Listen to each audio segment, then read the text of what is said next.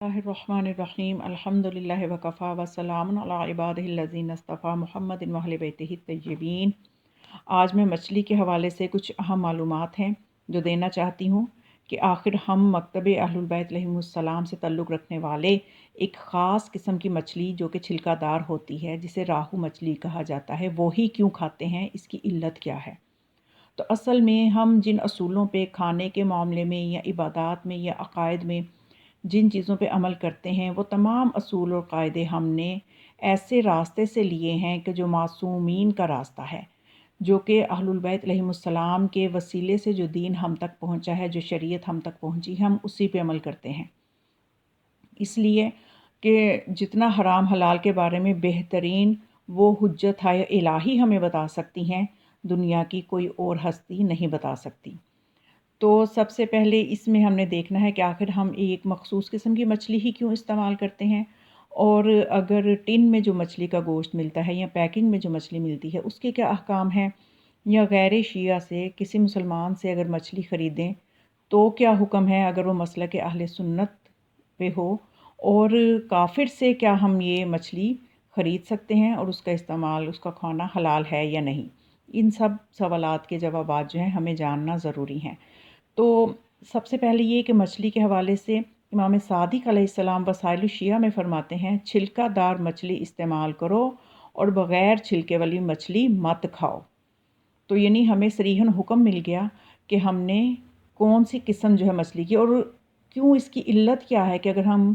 छिलके वाली मछली ही क्यों इस्तेमाल करें, इसकी वजह क्या है। तो इस सिलसिले में तहकीक ये बताती है कि सबसे पहले ये कि माहिरीन जो हैं, जो कि माही परवरी के जो माहिरीन हैं, उन्होंने ये रिसर्च की है और सालों की रिसर्च के बाद उन्होंने ये नतीजा निकाला है, और आज की साइंस भी ये मान गई है कि जिस मछली के जो है स्किन होती है और छिलका नहीं होता, वो स्किन जो है वो जरासीम को अपने अंदर जज़्ब करती है और जरासीम को मछली की जिस्म के अंदर दाखिल होने से रोक नहीं पाती। तो वो इंसान के लिए मुज़र सेहत है। और जो छिलके वाली मछली होती है, छिलकों की वजह से वो जरासीम जो हैं उसकी जिस्म के अंदर नहीं जाते। और दूसरी बात जो माहिरीन ने अख्ज़ की है वो ये है कि छिलकों वाली मछली जो है ये समुंदर में से जो मैल कुचैल और जो उसके फाजिल चीज़ें होती हैं, जहरीली चीज़ें होती हैं, वो नहीं खाती। जबकि दूसरी मछलियाँ, दूसरी अक़साम की जिनके ऊपर छिलका नहीं होता, वो समुंदर की मैल कुचैल और फाजिल चीज़ों को भी खाती हैं, और ये मछली जो है ये इन चीज़ों को नहीं खाती, इसलिए ये साफ़ सुथरी और मुज़र सेहत भी नहीं है। तो इस हवाले से कौन सी, अगर हम किसी काफिर से मछली ले रहे हैं तो क्या हुक्म है,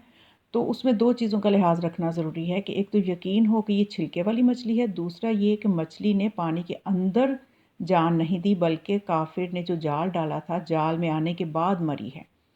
और अगर जो मछली पानी के अंदर मर जाए तो वो उसका ज़बीहा नहीं हुआ, तो वो किसी भी तौर पे हलाल नहीं है। तो ये मछली का ज़बीहा यही है कि वो पानी से बाहर आके दम दे।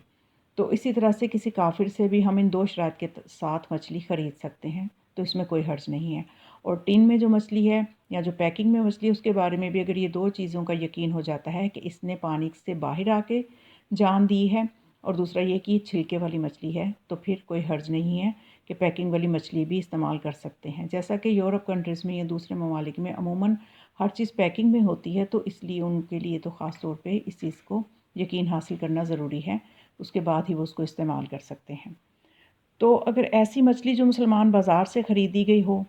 और उसके ऊपर छिलका दिखाई ना देता हो, या पैक शुदा मछली और हमें मालूम नहीं कि किस तरह है, इनके इस्तेमाल का हुक्म क्या है, तो आयतुल्लाह सिस्तानी फरमाते हैं कि इसका खाना जायज़ है, मगर जब ये मालूम हो जाए कि ये छिलके के बग़ैर वाली है, तो फिर उसका इस्तेमाल जायज़ नहीं है, फिर उसका खाना हलाल नहीं है।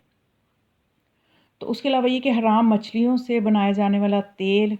खाने में डालकर खाने का क्या हुक्म है, तो उसके बारे में आयतुल्लाह सिस्तानी फरमाते हैं इसका खाना जायज़ नहीं है। खाने के अलावा दूसरी चीज़ों में इस्तेमाल अलबत्ता उस तेल को किया जा सकता है, लेकिन खाना जायज़ नहीं है। तो ये कुछ अहकाम है मछली के बारे में कि ये वजह सामने आई